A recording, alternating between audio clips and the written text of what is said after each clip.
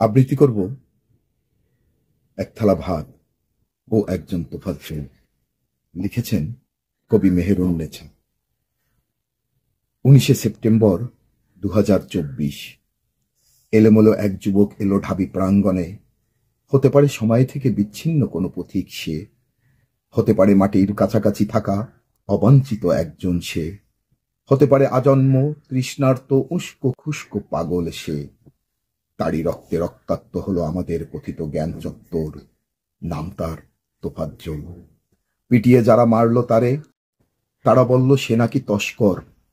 আমরা জানি না ঠিক কার চোখে প্রথমে এমন মনে হয়েছিল। আমরা জানি না সেই চোখগুলো কেউ অন্ধ করে দিয়েছিল কিনা। কেবল ভেজা চোখের অবাক্যতায় দিনভর জীবিত আর মৃত্যু তোফাজ্জল ঘুরেছে নিউজ ফিড জুড়ে। শান্তি লাগছে না, এতটুকু শান্তি লাগছে না।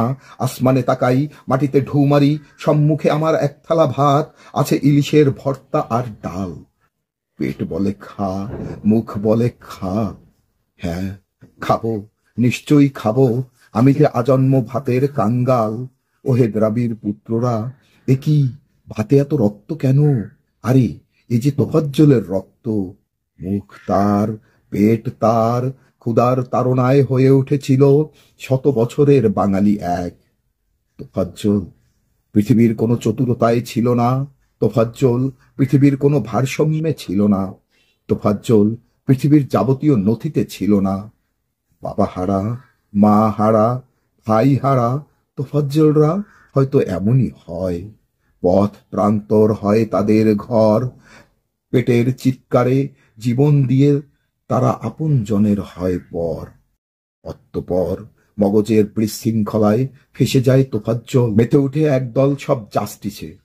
মৃত্যু তুমি কত দূর নিয়ে যাও তোফাজ্জলকে মুক্তির আকাশে। ওহ, চলে যায় সে অবশেষে। যে যায় সে আর ফিরে না পৃথিবীর মায়ায়। বিবর্তনের পাশবিকতায় এভাবেই যুগে যুগে কতিপয় জালালেরা হায় না হয়ে যায়। ধন্যবাদ।